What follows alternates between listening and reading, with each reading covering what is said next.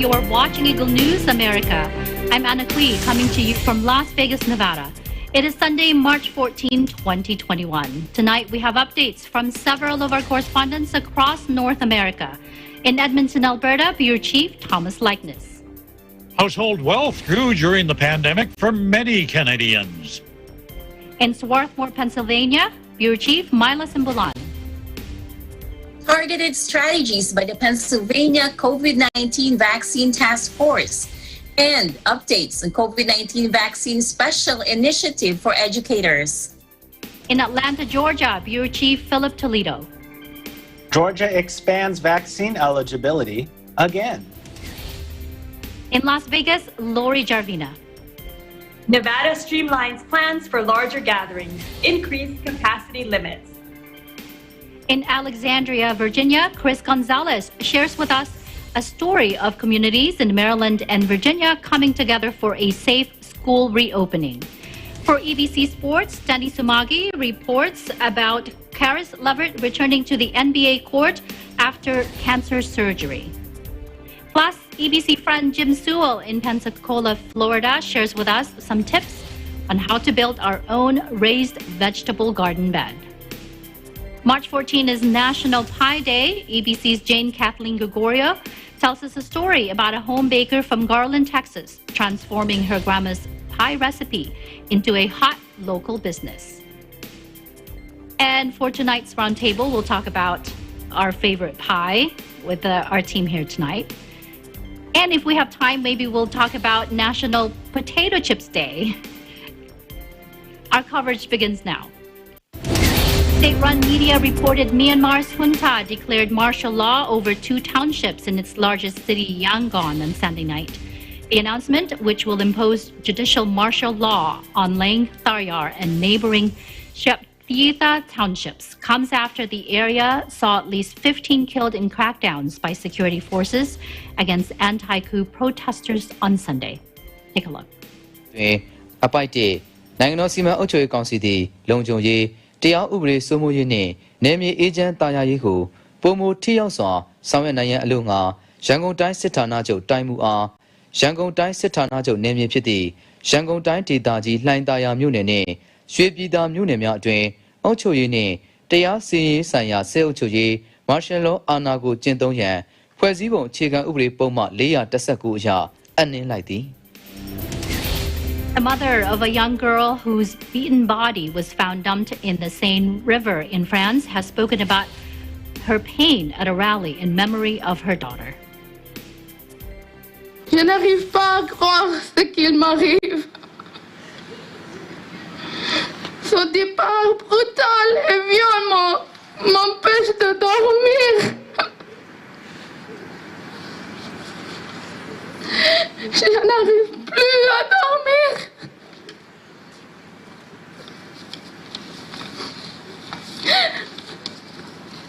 J'attends tous les jours que ma fille rentre à la maison. Les gens me manquent.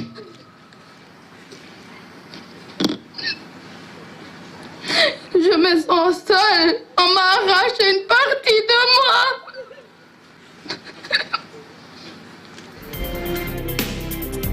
The 14-year-old girl, identified only as Alicia, had been the victim of online bullying in a dispute with the suspects, a boy and a girl who attended the same school as Alicia.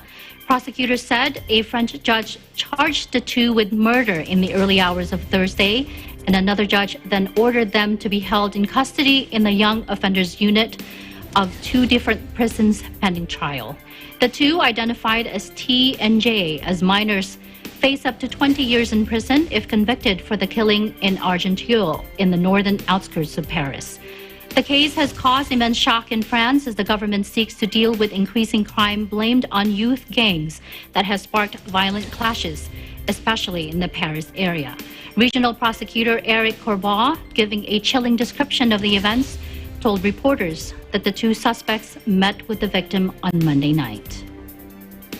And now for today's COVID news. France's government said Sunday it plans to evacuate around 100 COVID-19 patients from intensive care units in the Paris region this week as hospitals struggle to keep up with the surge in cases.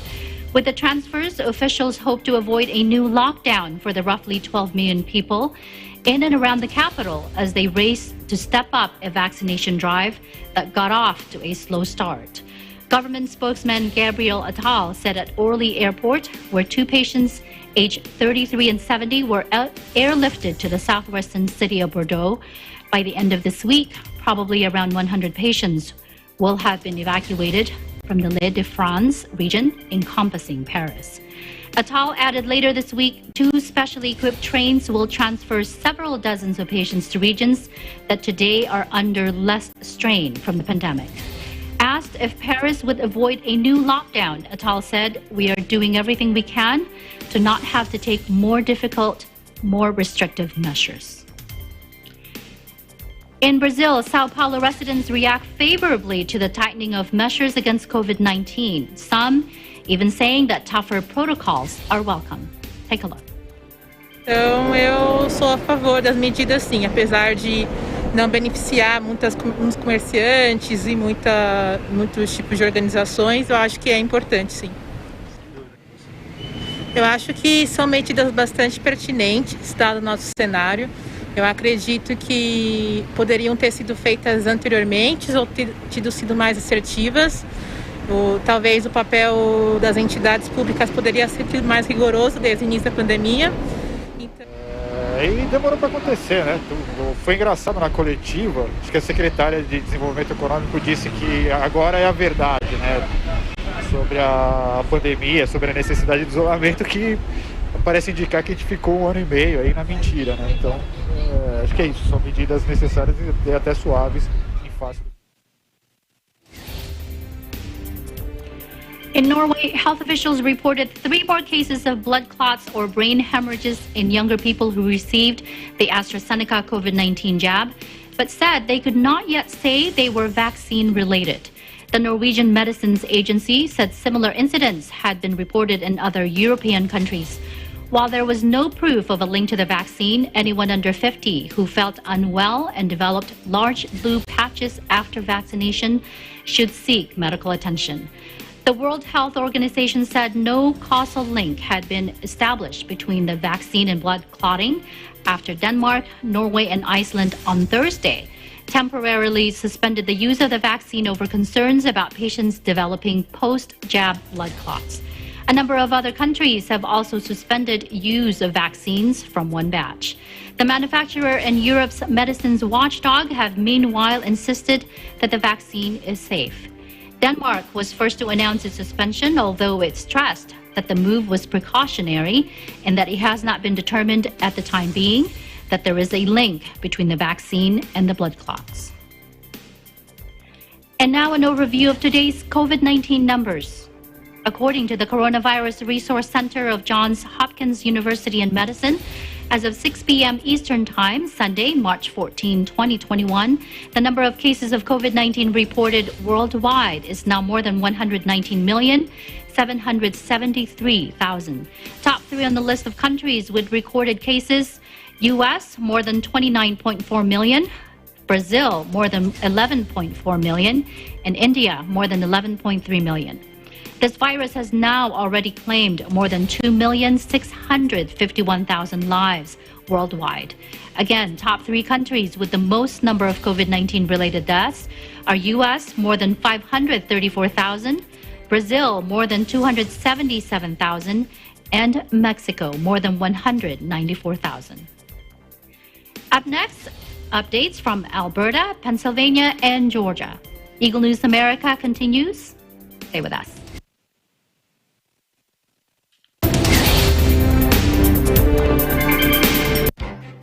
Events happen around us all the time, in our community, in our country, around the world. Events that affect people, move communities, or simply inspire us. Interesting events that people need to know. In these interesting times, we continue to be a competent partner in delivering news about these events. Fast, accurate, balanced. Eagle News, because we live in interesting times.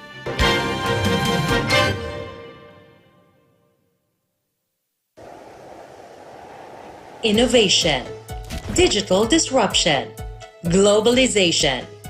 Startups, micro, small, and medium enterprises, as well as large corporations, all face interesting challenges in the market today. Peek into the world of exciting opportunities and partnerships to drive growth with the latest business news and information. We are open for business. Your weekly dose of entrepreneurial inspiration. To update you on the latest developments in the world of business. Get up close and personal with CEOs and thought leaders. To help you discover valuable insights, sharpen your instincts for smart decision making with the latest markets and economic trends, disruptive ideas, global innovation, social entrepreneurship, and other leading-edge business ideas. Join the conversations to create a more vibrant environment for entrepreneurship. Catch Open for Business, from vision to action.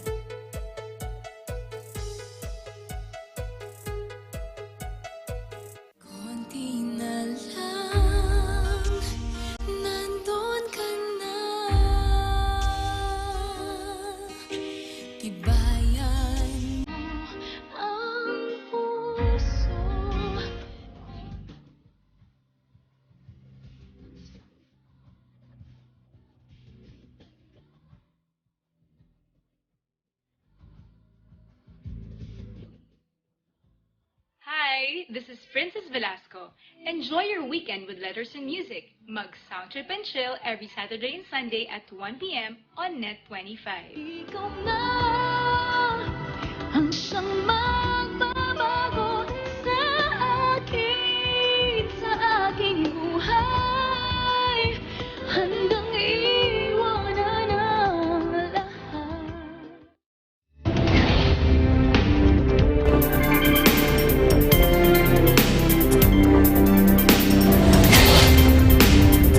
You're watching Eagle News America. I'm Anna Cui in Las Vegas. In Canada, the net worth of quite a number of households are climbing due to factors brought about by the pandemic. In Edmonton, Bureau Chief Thomas Likeness joins us tonight with the details. Thomas? Thank you, Anna. Well, there's no doubt the pandemic has caused a lot of economic suffering for people, Canadians included. There have been lost jobs, lost businesses, lost income, but interestingly enough, not everybody found themselves in dire economic straits. As a matter of fact, from an economic point of view, Canada's weathered this pandemic pretty well.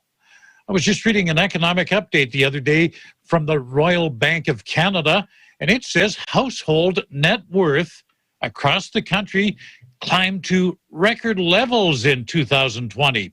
This in part due to, of course, the government support, but also the value of assets have increased. Well, for example, Canadians have taken on more mortgage debt. Their mortgages are higher, but this has been offset by higher property values. The real estate market for houses, at least, not condos, but for houses in Canada is red hot. And here's something else. Savings accounts grew.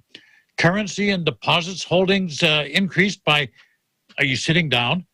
They increased by $205 billion. $205 billion over the previous years. So where did this money come from? Even though wages and salaries fell, unemployment rose, government aid to households soared. And you couple that with dropping expenses because people weren't going anywhere. The lockdowns kept us at home. We drove less, spent almost nothing on dining out and entertainment. No need to buy new clothes when you're not going anywhere.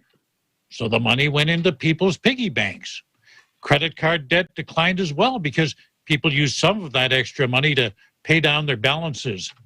So what does the future look like according to the bank's crystal ball? Well, it's saying as the pandemic eases, it's predicting a surge in economic activity. Those ballooning savings accounts have given households a lot of purchasing power. And even though unemployment remains high, it's at 8.2% in Canada right now, the government is there to backstop Canadians. There'll be checks coming in throughout the summer. You couple those factors with rising vaccination rates, you should see a lot of cash going back into the economy. Sounds pretty good. In Edmonton, Canada, Thomas I. Likeness, Eagle News. We live in interesting times. Back to you, Anna. Thank you, Thomas, for that update. Now, what are you seeing there? Are Canadians holding on tightly to their money, or have retailers started to see more wallets coming out open? Definitely more wallets being opened, and it's not moths flying out of them. It's cash. Consumers are spending, consumer spending last month, for example, up 7% overall from the same time a year earlier. That's a reversal of what was happening during the lockdowns in December and January when retailers were starving. So what are people spending their money on? Well, people are starting to buy clothes again. Spending is up on household goods. That rose by 27% over the same period last year.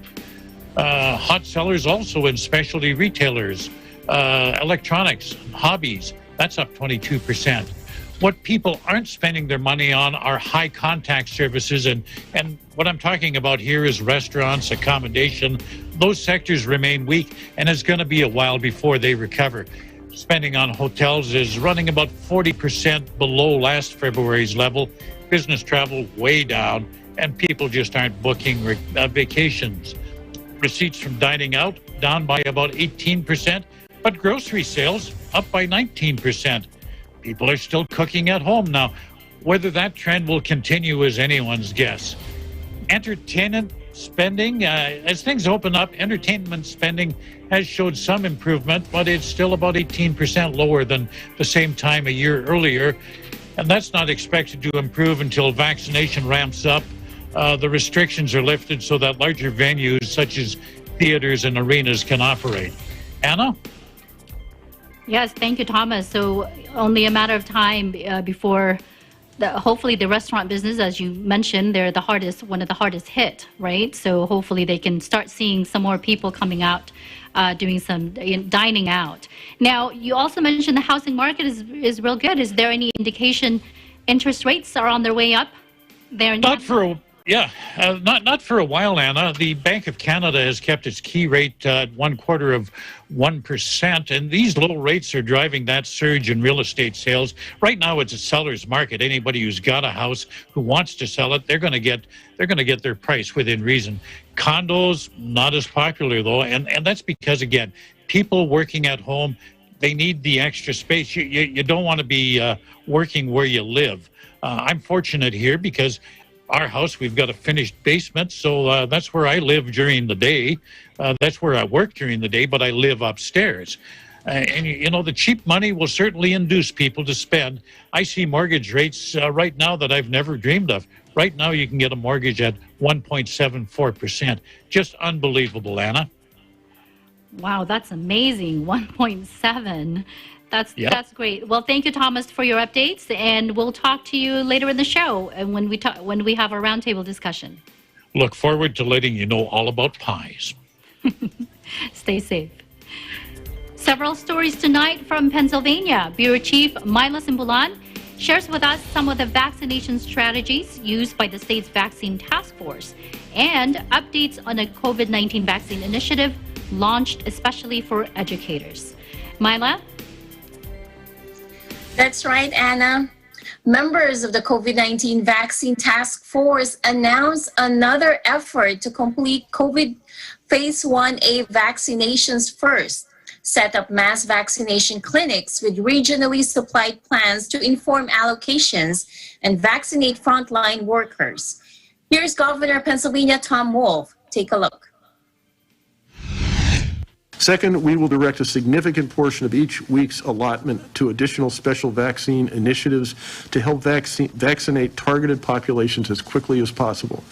The new special vaccine initiatives will be directed toward law enforcement, firefighters, grocery workers, meat processing, and agricultural workers. Our goal in establishing special vaccination initiatives is to help protect frontline essential workers in the communities, in all of our communities, between now and that May 1st time when everybody is going to be eligible. These workers, their families, and the entire communities they serve are going to be safer if all these folks are vaccinated as quickly as possible. Using the Johnson & Johnson vaccine these two ways, the sites and with our priority addition, that this will help us speed up the vaccinations for Pennsylvanians in every phase of our vaccine rollout. But it also allows us to utilize flexibility of this vaccine in a very, very targeted way. When I say the flexibility, the fact that Johnson & Johnson is just a one-dose vaccine, it allows folks to get back into the workplace, get back into the schools faster. COVID-19 vaccine task force focus include 3 key areas that augment the significant progress already made. First is scheduling vaccine appointments for those in phase 1A who are still seeking a vaccination. To date, nearly 1 million Pennsylvanians aged 65 and older have received a first dose of vaccine. The number of phase 1A eligible Pennsylvanians with a first dose now tops 3 million. More than 72,000 Pennsylvanians are being vaccinated every day. Establishing regional vaccination clinics is the second portion of it, using a portion of the weekly allocation of Johnson & Johnson vaccine doses after the completion of the special initiative to vaccinate teachers, school staff, and childcare workers. This will be made available to regions and counties throughout the Commonwealth. And lastly, targeting frontline workers and first responders using a portion of Johnson & Johnson doses. Targeted industries include law enforcement, correctional staff, grocery workers, firefighters, meat processing, and agriculture workers, using the Johnson & Johnson supply to support regionally planned and facilitated mass vaccination sites, as well as quickly completing vaccine missions for critical frontline workers means more shots in arms while helping our seniors secure appointments and receive their vaccine before more broadly opening up to additional populations.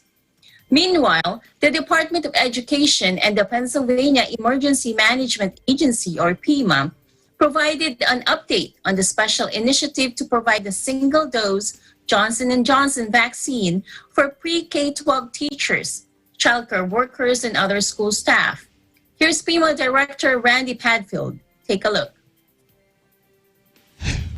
Today, we will have vaccination clinics operating in 20 out of 28 intermediate units across the state.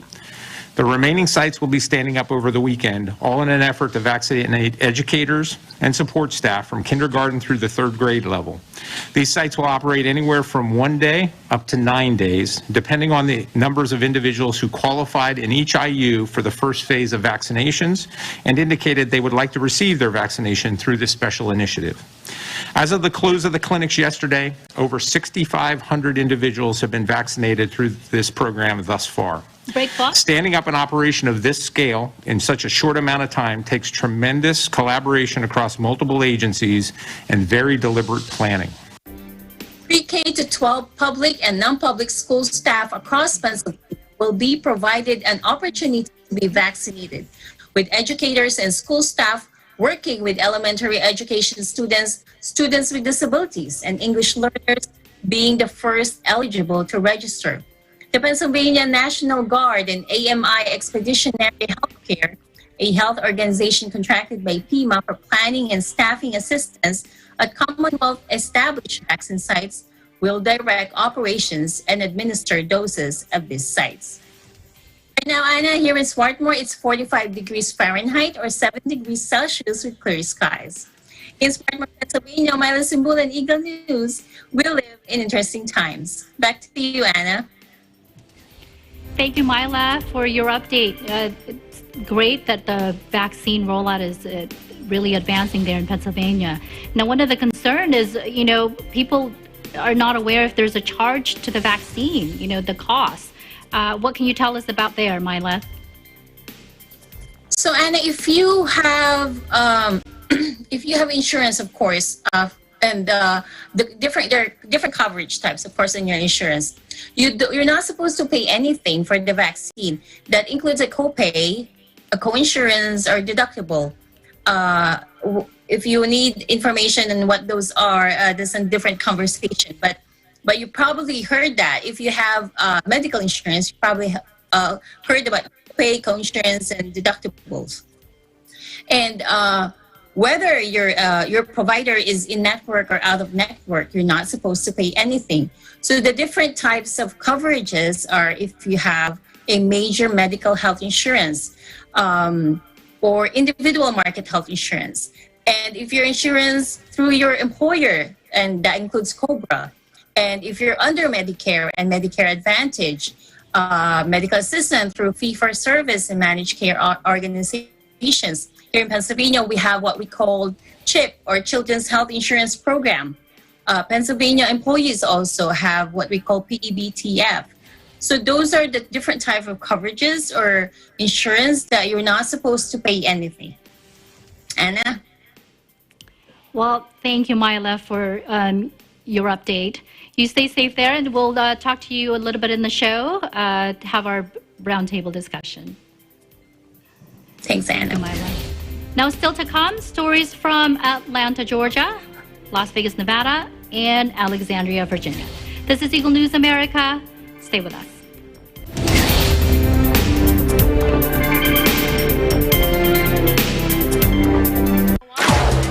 Broadcast journalist Wayne De La Fuente returns on Philippine television and radio to deliver top stories and engage with the country's policymakers, shapers, and movers. Tatalakayin ang mga pangunahing balita alas 7 ng umaga mula Lunes hanggang Biyernes, live sa teleradyo ng Net25 at Radyo Aguila DCEC 1062.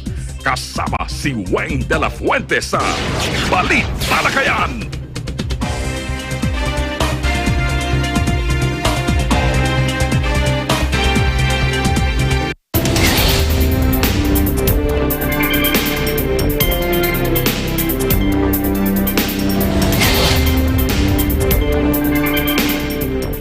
You're watching Eagle News America. I'm Anna Cui in Las Vegas. Now, with more COVID-19 vaccine supply reaching Georgia, the state is again expanding its vaccine eligibility. In Atlanta, Bureau Chief Philip Toledo is with us tonight. Philip? Thanks, Anna. Now, when faced with criticism on why Georgia is near the bottom of the list when it comes to the states with a % total of population vaccinated, the Governor, Brian Kemp, has repeatedly pointed to the allocations coming from the federal government. Now that supply appears to be increasing, let's see what the governor had to say late last week. Take a look. We also expanded vaccine criteria beginning this week in order to protect more high-risk Georgians and get our citizens back to normal. To ensure that we stay ahead of the increasing vaccine supply and any lagging demand among currently eligible Georgians, on March 15th, we will be expanding vaccination criteria further to include all Georgians over the age of 55 and those with high-risk conditions defined by the CDC. Now, according to the governor, this would open up the vaccine to demographics that accounted for just about 92% of deaths throughout the pandemic here in Georgia. Now, this is only a week after expanding to educators, parents of children with complex medical issues, and adults with certain disabilities and their caregivers. So now, with so many Georgians eligible starting tomorrow, the governor urged Georgians that are interested in a vaccine to sign up quickly, because as the supply increases, they're hoping to expand to all adults by April. But what about Governor Kemp himself? Is he going to get the vaccine? Let's see what he had to say. I will be getting my vaccine. I have been waiting for this day. I'm sure that the First Lady will be doing that as well. As far as I know, I'll be taking the Johnson & Johnson dose. I'm ready to be one and done. I also think it will help show people that the J&J dose is effective to preventing serious illness and hospitalizations, and it's a very effective vaccine.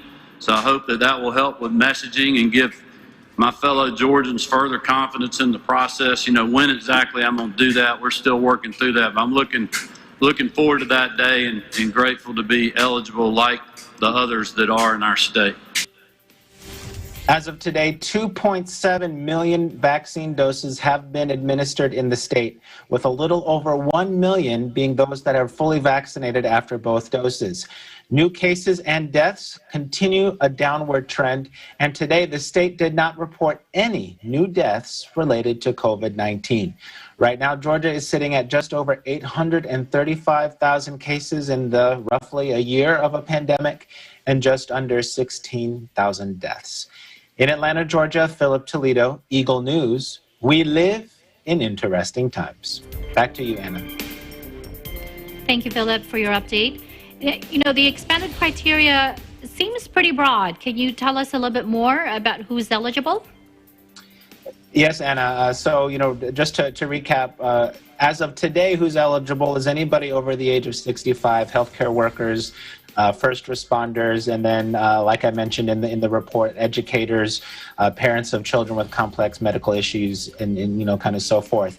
But starting tomorrow, all adults over the age of 55, as well as anybody 16 and older that has an underlying condition that, according to the CDC, makes them at risk for severe illness, they'll now be eligible to get the vaccine. And now some examples of these underlying conditions are asthma, cancer, being treated for cancer, hypertension, which is high blood pressure, immunocompromised conditions, and many other things, even those that are considered overweight or obese. Now, if you look at the CDC website, they define overweight as anybody with a BMI over 25. So, you know, I wish I could tell you that going into the pandemic, you know, my BMI was below that. But, you know, even, you know, myself, I'm in this group now. And so there's so many people that are eligible. And if you're interested, that they can go to either the State's Department of Health website or myvaccinegeorgia.gov. Thank you, Philip, for that update. We'll talk to you in a little bit in our roundtable discussion. Stay safe. Thanks, Anna. The state of Nevada is streamlining its plans for larger gatherings as it increases capacity limits. In Las Vegas, Lori Darvina reports. Lori? Hello, Anna, and hello to all our viewers in America and abroad. Here in Nevada, just as the rest of the world, locals are ready for some semblance of normalcy as we mark the anniversary of the COVID-19 pandemic quarantine and lockdown in our state. One clear step towards normalcy for Nevadans is the increased capacity limit for gatherings. On Friday, March 12th, the state of Nevada announced that as of Monday, March 15th, the allowable capacity for large gatherings will increase and that the approval process for having a large gathering will be streamlined. Previously, under the Roadmap to Recovery plan announced by the governor in February, large gatherings were only allowed to take place at up to 20% capacity for venues with over 2,500 seats, and conventions, conferences, and trade shows were going to be capped at 1,000 individuals. The new directive increases these limits. Emergency Directive 41 is the official document issued by the State of Nevada Executive Department that specifies the state's response to the COVID-19 pandemic. This declaration of emergency, Directive 41, was initiated on March 12, 2020, and this latest update was as of March 12, 2021. Per the new directive, if an organizer wants to host a large gathering or event, including conferences, conventions, and trade shows with more than 250 people, they may now have up to 50% capacity if they complete and submit a large gathering COVID-19 preparedness and safety plan certification form to the Department of Business and Industry.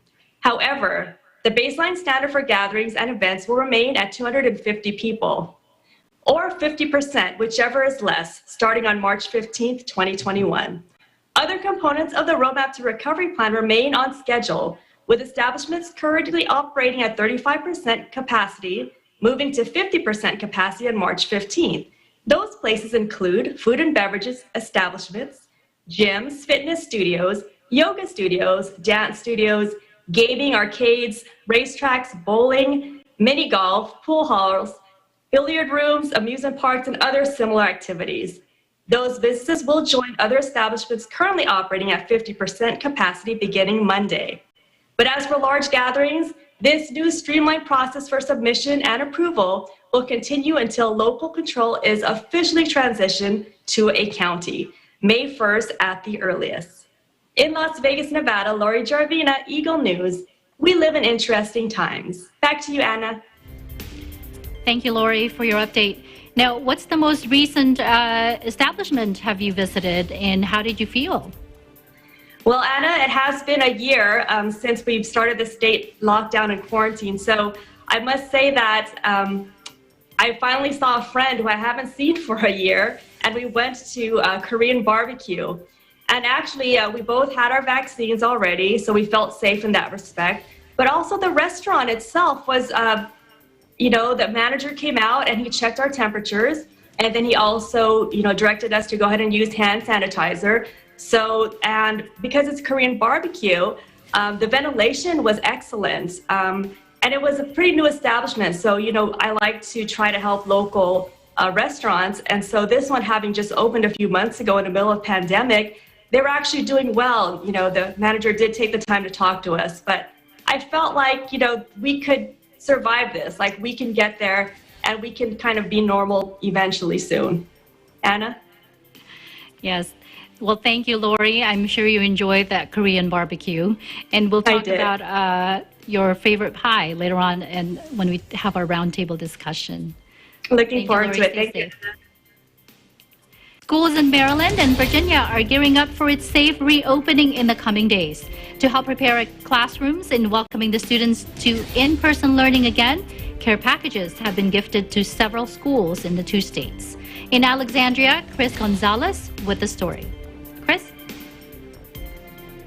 Committed to their Christian duty to help whenever they can, the Iglesia Ni Cristo Church of Christ once again held a week of service and reached out to the community. The Ecclesiastical District of Washington, D.C. showed their care and appreciation for the educators at Essex Elementary School in Essex, Maryland, Franconia Elementary School in Alexandria, Virginia, Woodrow Wilson High School in Washington, D.C., Francis Fuchs Early Childhood Center in Bellsville, Maryland, and Brown Elementary School in Gaithersburg, Maryland. Today, the Church of Christ, or the Iglesia Ni Cristo, we came here to the school in order to help in their process of returning to in-person learning. And today we gave PPEs, or personal protective equipment, masks, that would help the students stay safe during their time of education. And we believe that this will help speed up the process, because we know that there are those who are lacking in their needs.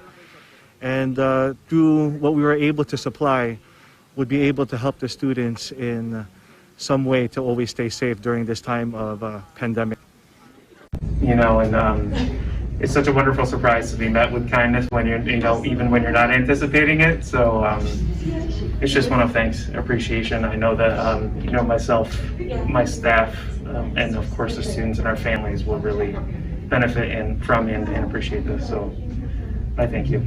Could have been here, would have been thankful to have the opportunity to be able to witness this. I think you're doing a fantastic job with what you've been able to do given the extraordinarily difficult circumstances. And I just want to really extend our gratitude to the church for seeing a need and going above and beyond to try to meet that need. So congratulations to all of you.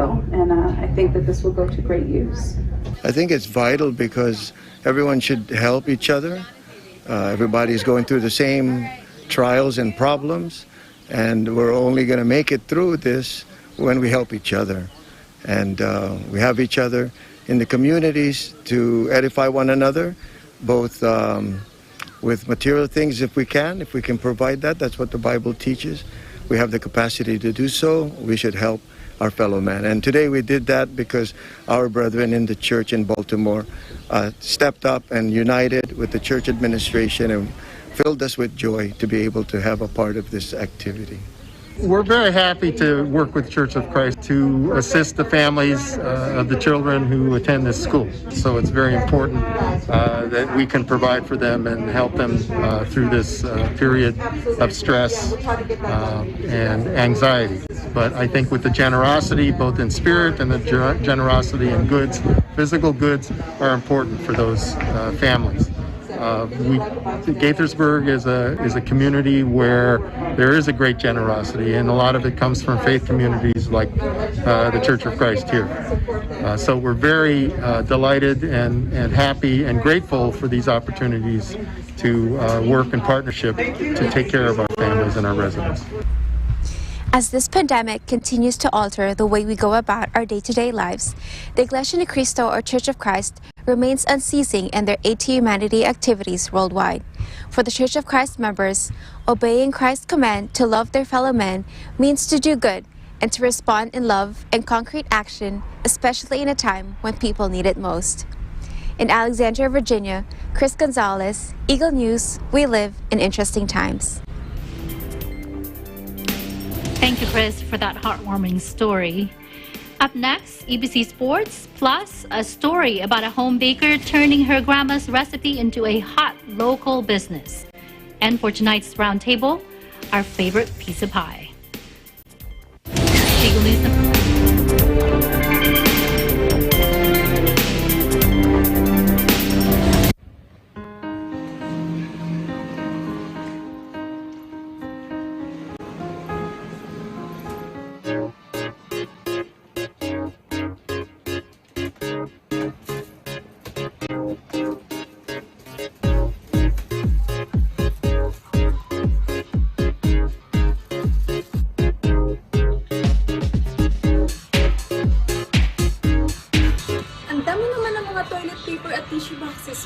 Hindi mo ba alam, mauubos daw ang mga tissue products? Bakit naman? Ang raw materials daw ng mask at tissue products ay iisa lang. Saan naman galing ang balitang yan? Ay basta, narinig ko lang din. Maraming diling kayang nagpo-post sa Facebook at Twitter, kaya kung ako sa'yo, kumuha ka na din. Sige na't mauna na ako sa'yo Huwag basta-basta magpaniwala sa mga nakikita o nababasa sa social media. Magsaliksik at i-verify ang lahat ng impormasyon nakukuha sa internet. Tandaan, maging responsable tayo sa paggamit ng social media nang hindi magdulot ng panic sa iba. Kung paanong dapat labanan ng COVID-19 ay gayon din ang ating pagsugpo sa black propaganda at maling impormasyon. Dennis Lu, Lou Omelda, Vivian Alfartosa, Tyranel Pililu, Hannibal Arevalo, EBC Japan Bureau. We live in interesting times. Factual. We have to defeat the virus everywhere. Timely information. Balanced, not only in the country, but also abroad. I'm certain of one thing. Interviews that people need to know. Watch Aguila Pilipinas, a 1-hour newscast of reports coming from regional hubs in Luzon, Visayas, and Mindanao. Know the important updates in Asia in ASEAN in Focus.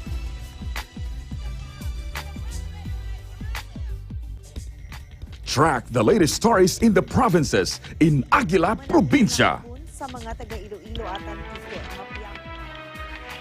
Tune into Mata ng Agila, the evening primetime news program of Net25.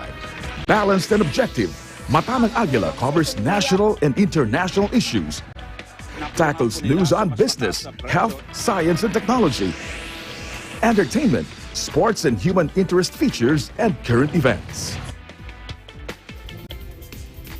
And Eagle News International delivers the latest global reports, impartial, accessible, and up-to-date.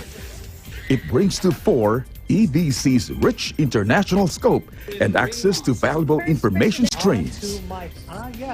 Well, thank you to our help out, Laura. Catch these programs on Net25.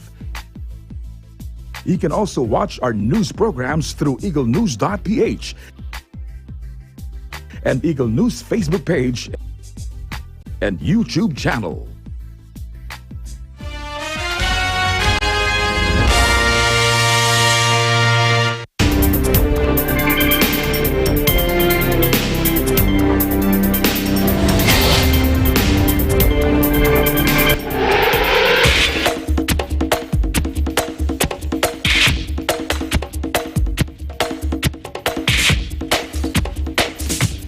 And now for a feel-good story from the world of sports. After being sidelined for months by a cancerous mass, Indiana Pacers' Caris LeVert returns to the NBA court.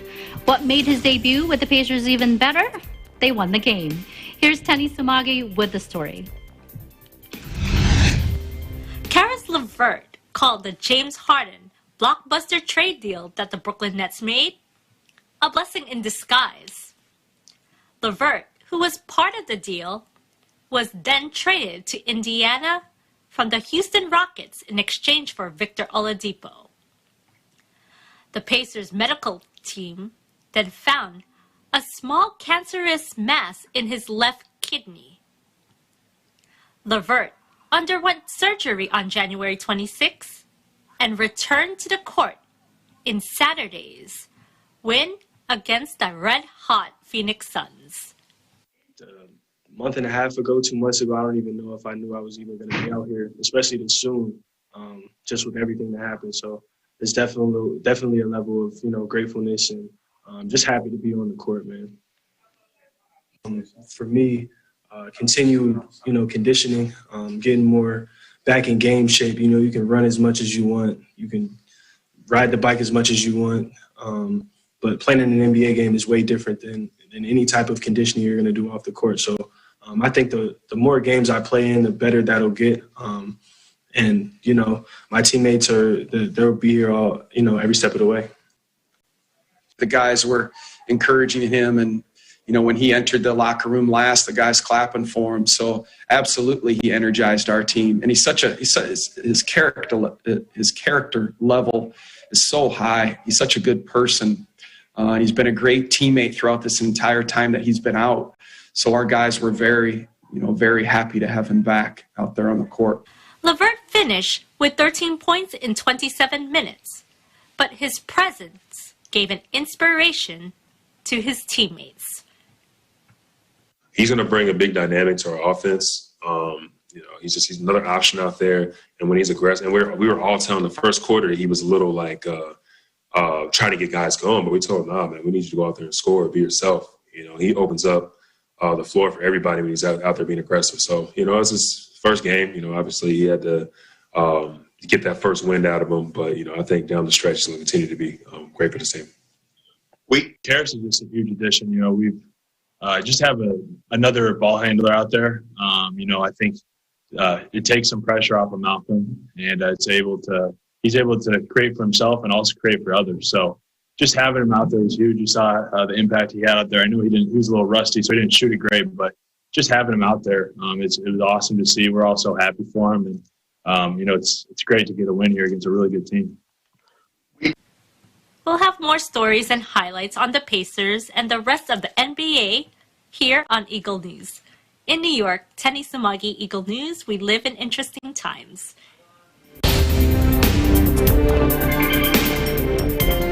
March 14 is National Pi Day. Yes, the number pi.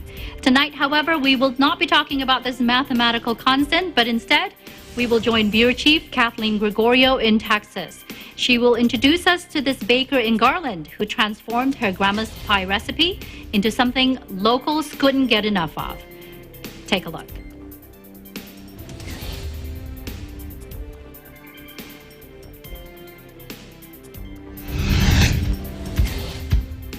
Howdy from Garland, Texas. We're here today to check out one of the latest creations in the food scene here in the city of Garland, Pie Falutin, which specializes in different kinds of traditional and unique pie. Let's go check it out. Well, I make about 40 different pies, not all on the same day. And so the variety in here is different every day. It's just very random. I don't have certain days I do anything. I just try to keep a good assortment of different kinds of pies. We do the classics. We do coconut creams, chocolate creams, and key limes, things like that. But then I also have a lot of original pies, like the banoffee,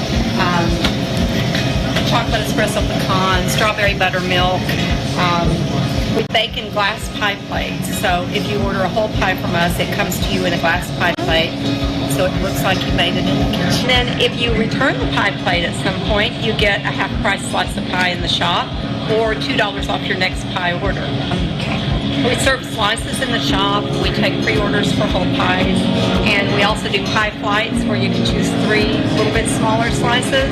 And that way, if you can't make up your mind, you can have other things. We do quiche. We don't do that every day, but we're working up to that. Have really great quiches. And we do parfaits, which are like sundaes, ice cream sundaes with scoops of pie and ice cream. We have an event room that people can use for parties or little gatherings, book clubs, baby showers, all that kind of stuff. I'm about 35 years. I live about 3 minutes from the shop, so I'm in this neighborhood. I started Highfalutin in 2014 out of my house, and I was a custom baker for people. I just did full pies. And then I started baking the pies for Good Friend Burger House and Beer Garden down on PB Road, and I still do their pies, so my pies are in their shop. Last year, I was introduced to someone who owns this building and was wanting to do something different in here, and everything just fell into place, and so here I am.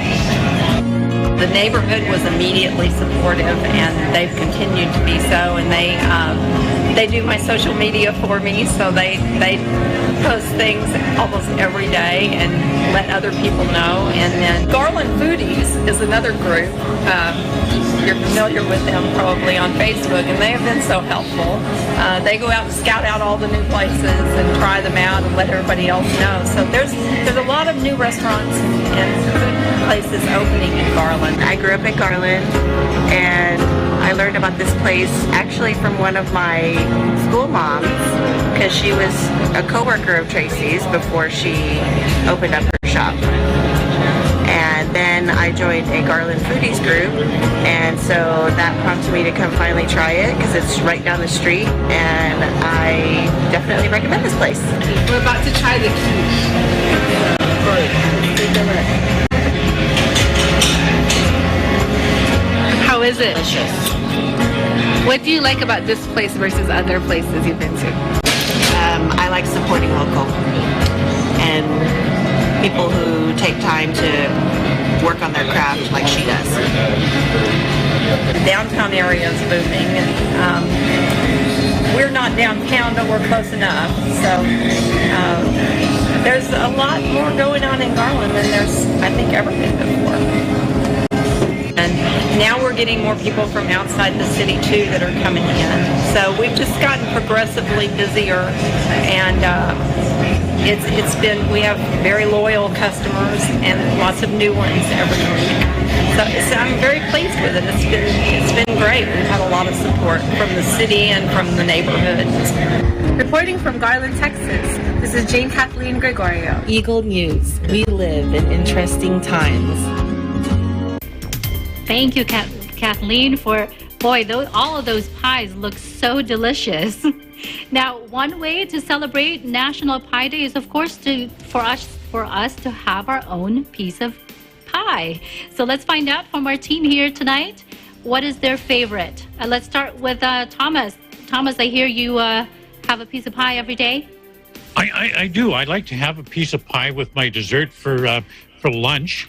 And I love all pies, fruit pies, cream pies, meat pies, pizza pies. Today I think after the show, I'm going to polish off the last slice of strawberry rhubarb. My other favorite pie is lemon meringue. Nothing beats lemon meringue pie. Anna? Thank you, Thomas. I see Philip thumbs up with lemon meringue. You like lemon meringue, Philip? I do. It must be a male thing, because that's my husband. My husband's over here putting his thumbs up too. That's also he's got good taste. His favorite. Well, Philip, besides lemon meringue, what else would you say that's your favorite? I'd have to go the savory route. I enjoy a good meat pie. Anything that's, crusty with some meat on the inside, probably a little bit of gravy, and then, a flaky crust on top. I see Thomas, shaking his head over there. Anything like that, particularly when my wife and I are watching those baking shows, particularly like from the UK, and they have the meat pie episodes, I get really excited. That's right. A pie is not always about dessert, right? Well, thank you, Philip. Now, what about Mila? Mila, what's your favorite piece of pie? My favorite is egg pie. I think you call it here in the U.S. custard pie. Sometimes they put coconut on top of it, but yeah, that's my favorite. But the next one is key lime pie. It's sour and sweet. I love that combination. Yeah. That sounds good. Now, how about you, Lori? What's your favorite piece of pie? So I do like sweets. Of course, I have a really big sweet tooth. But today for Pie Day, we had pizza.